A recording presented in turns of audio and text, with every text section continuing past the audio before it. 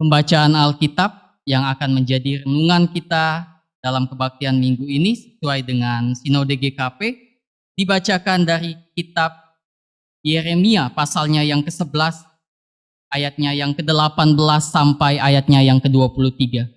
Kitab Yeremia Perjanjian Lama ayatnya yang ke-11, pasalnya yang ke-11 ayatnya yang ke-18 sampai ayatnya yang ke-20.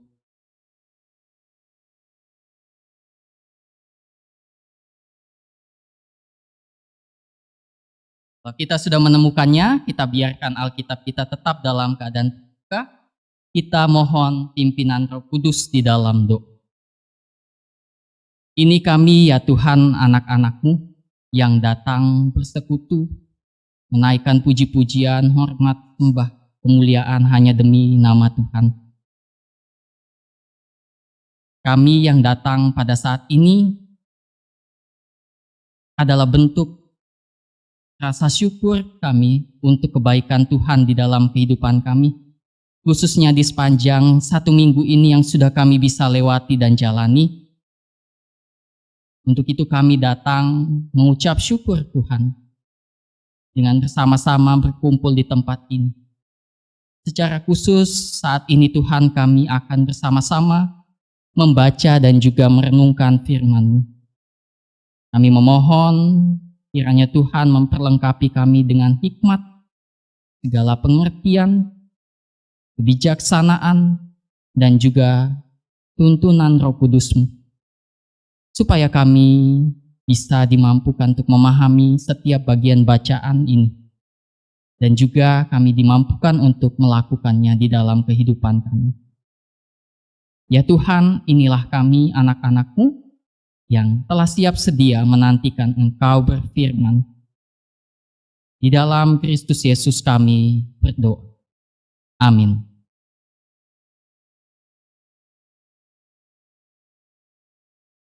Yeremia pasalnya yang ke-11, ayatnya yang ke-18 sampai yang ke-23, saya akan membacakan untuk kita semua.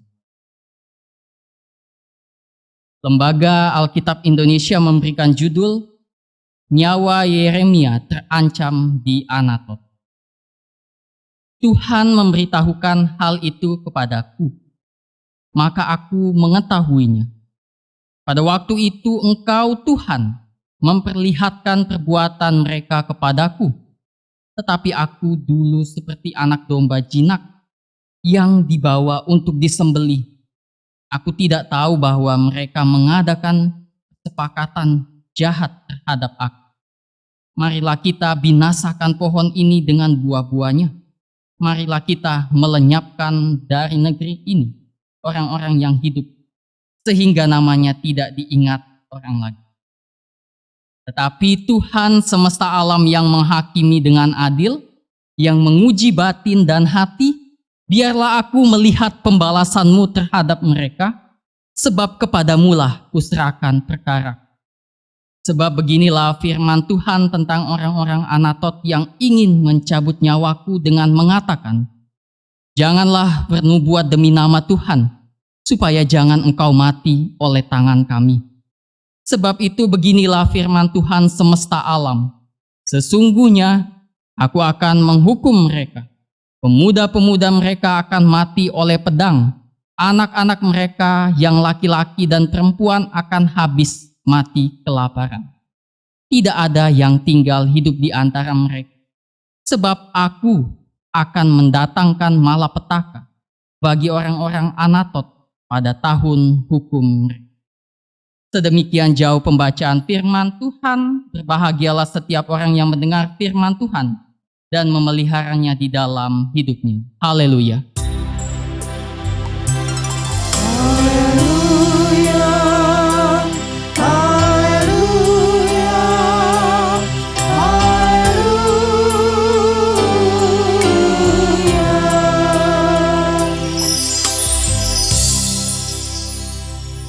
Selamat pagi Bapak Ibu.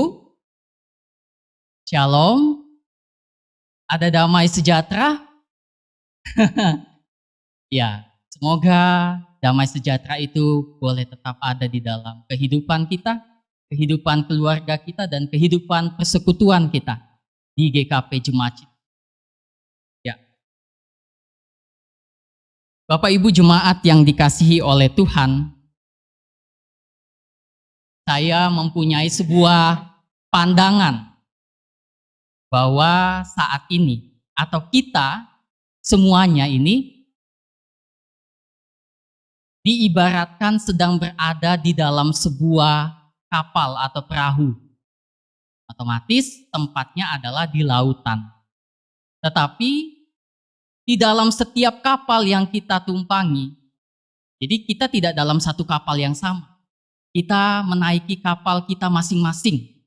Kapal kita pribadi lepas pribadi atau keluarga yang berada di tengah lautan, dan kita semua ada bersama-sama di sana, di tengah lautan itu. Dan juga dipenuhi dengan namanya badai topan. Dan saat ini juga kita diumpamakan seperti itu, seperti berada di dalam kapal di tengah laut dan juga berada di tempat atau pada badai yang sama. Yaitu kita ibaratkan atau artikan ke dalam kehidupan kita adalah badai gelombang pandemi COVID-19. Jadi kita masing-masing ada di kapal kita nih. Beda-beda, tapi badainya sama, yaitu badai COVID-19. Gantung masing-masing bagaimana menanggapi setiap badai itu. Mengemudikan kapalnya atau perahunya sesuai dengan kemampuan masing-masing. Kita ada di kapal masing-masing, kapal yang berbeda. Kita ada pada badai yang sama, yaitu badai pandemi COVID-19. Tema kita pada kebaktian minggu hari ini adalah merataplah pada Tuhan yang adil. Kalau berbicara tentang meratap ya pasti diam diri, termenung, tidak melakukan hal-hal yang lain, hanya fokus meratap situasi atau memikirkan sesuatu yang terjadi yang kita alami. Meratapi keadaan yang sedang kita alami. Saya yakin kita semua pernah berada di posisi itu. Meratapi setiap persoalan hidup atau badai pergumulan kita masing-masing. Saya yakin bahwa kita semua pernah termenung, terdiam ketika suatu masalah itu datang di dalam kehidupan kita atau di dalam kehidupan keluarga dan bertanya-tanya, mengapa? Mengapa sih datang persoalan ini? Kenapa harus datang kepada saya atau keluarga saya? Pertanyaan itu saat termenung seringkali terkeluar, terlintas di dalam batin atau benak. Dan saat ini bumi kita pun sedang meratap. Tapi keadaan sulit akibat pandemi COVID. Ada banyak sekali orang yang mengalami PHK. Usaha tidak jalan. Banyak orang mengalami kedukaan. Nah, kehilangan orang yang dicintai dan dikasihi. Semua rencana menjadi gagal atau harus mundur 1 atau 2 tahun ke belakang, ke depan. Ya karena situasi yang tidak memungkinkan. Pandemi membuat segala sesuatunya menjadi berubah. Dan kadang situasi ini membuat kita menimbulkan prasangka buruk. Entah kepada pemerintah atau kepada siapa. Khususnya mengenai COVID ini. Kadang banyak saya melihat di televisi orang dengan mudahnya mengkritisi tentang pemerintahan yang tidak becus, tidak sungguh-sungguh, tidak kompeten, tidak peka dan tidak peduli kepada masyarakatnya dalam menangani pandemi. Memang tiap-tiap daerah punya keahliannya masing-masing dalam menghadapi pandemi ini. Tetapi banyak yang hanya melihat dari satu sudut pandang atau kacamata. Melihat seperti kacamata kuda, hanya satu arah saja. Kalau kuda kan, kalau kita lihat, matanya ditutup supaya tidak lihat kiri dan kanan, supaya fokus melihat ke depan. Nah, banyak orang hanya melihat situasi pandemi itu hanya dari satu sisi, dan ketika melihat dari satu sisi langsung mengambil keputusan bahwa pemerintah salah, tidak becus dan sebagainya. Padahal kalau kita melihat apa yang sudah dilakukan oleh pemerintah kita, sudah cukup, bahkan lebih dari. Vaksinasi masih terus berjalan sampai hari ini. Dan sudah sekian, ada 100 juta orang dari total 270 juta masyarakat Indonesia sudah mendapatkan vaksin, baik yang vaksin pertama maupun yang kedua. Itu sesuatu yang luar biasa kalau kita melihat Indonesia tidak memiliki yang namanya pembuatan tempat produksi vaksinasi, tapi kok kita bisa mendapatkan vaksin yang begitu banyak. Inilah upaya yang dilakukan oleh pemerintah dalam menangani COVID pandemi ini. Tapi banyak juga yang menilai bahwa masih kurang jelas, masih banyak kurangnya pemerintah. Inilah sudut pandang. Tapi kondisi ini membuat kita meratapi keadaan situasi kita. Rencana dan segala sesuatu menjadi gagal. Dan kita hanya termenung meratapi situasi yang. Sebagai umat yang dikasihi oleh Tuhan, kita diajak untuk tetap peka dalam situasi saat ada kepekaan, empati maupun simpati. Meratap bersama dan tetap bersandar kepada Tuhan, Tuhan yang memang menghendaki semua ini.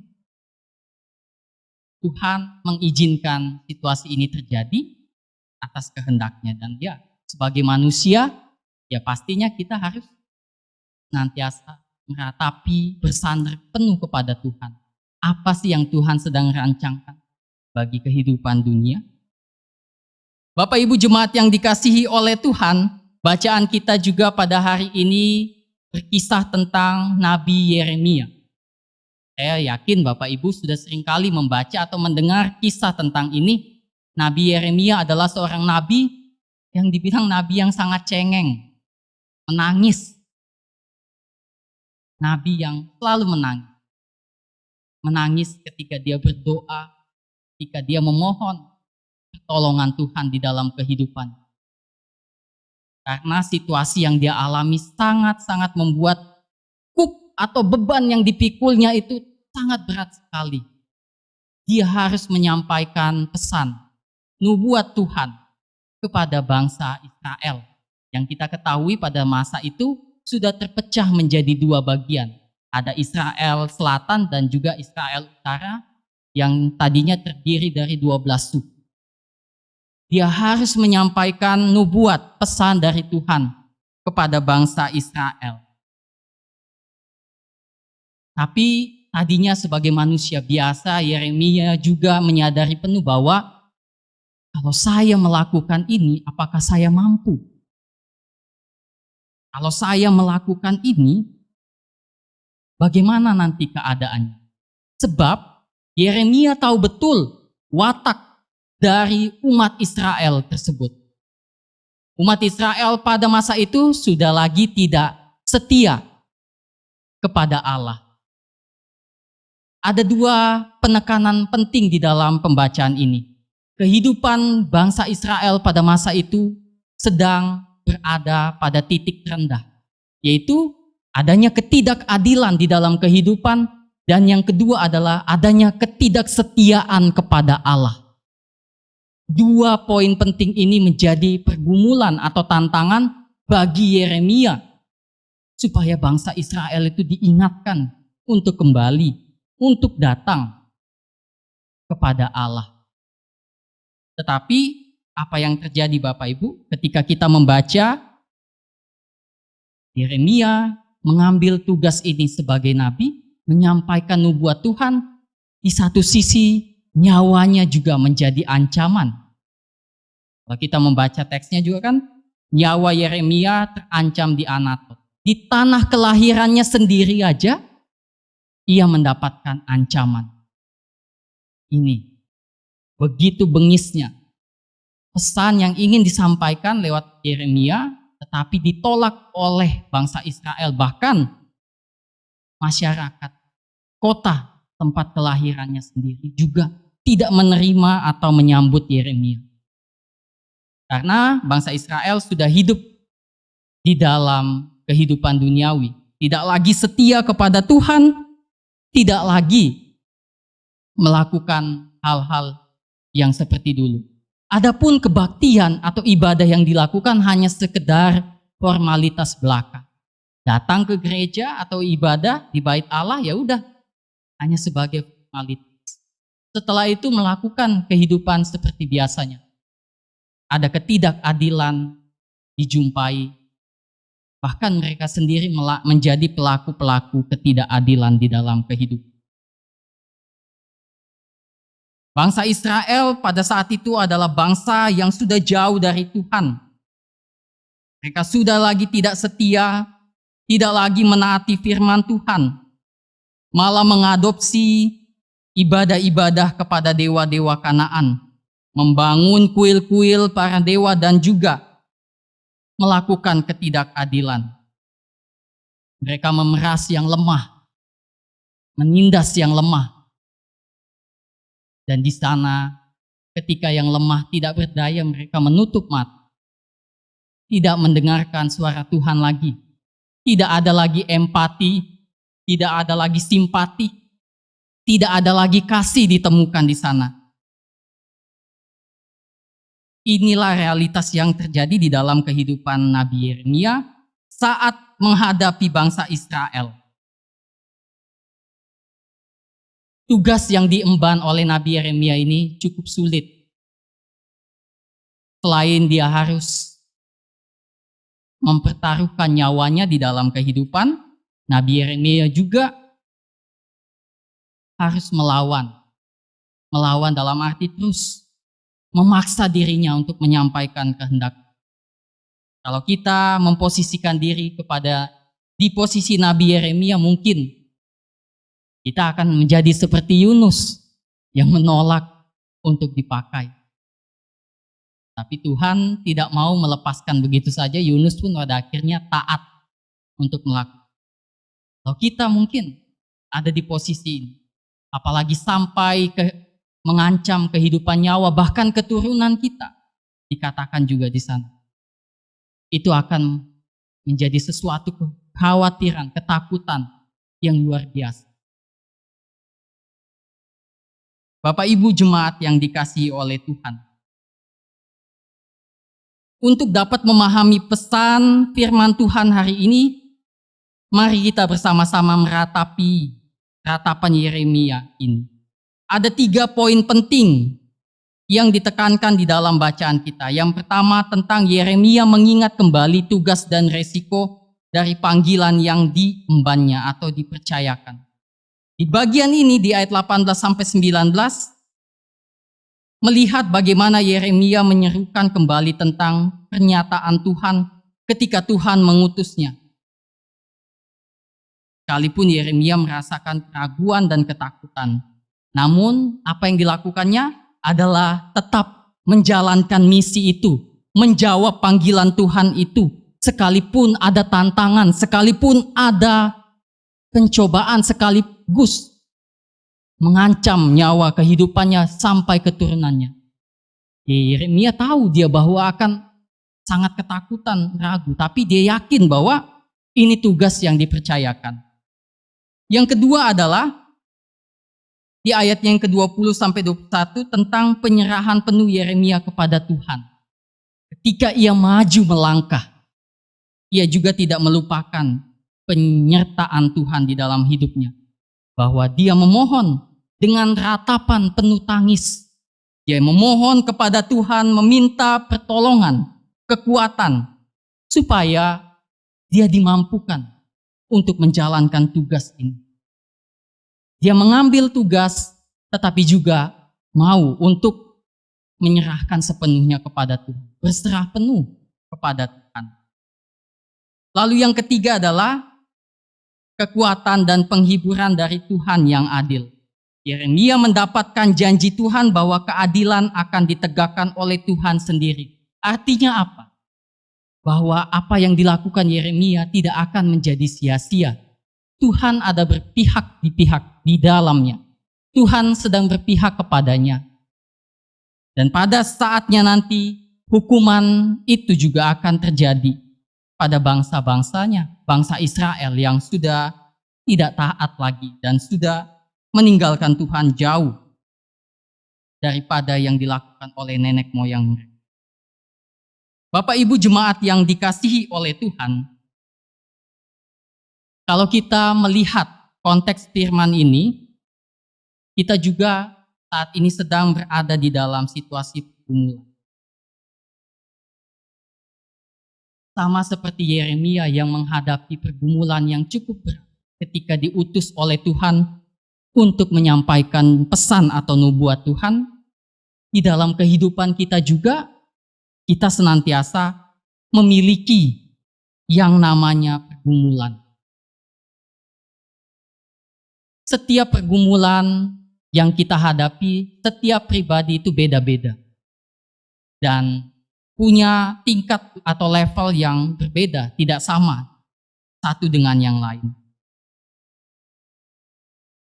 Tetapi pergumulan yang harus dihadapi oleh setiap umat adalah bagaimana di dalam kehidupan ini harus tetap melewati atau menjalani. Harus tetap untuk senantiasa tidak goyah ketika situasi yang tidak memungkinkan ini seperti pandemi COVID-19 ini datang. Kalau kita melihat pergumulan yang dialami oleh tenaga kesehatan kita, banyak tenaga medis harus kehilangan nyawa.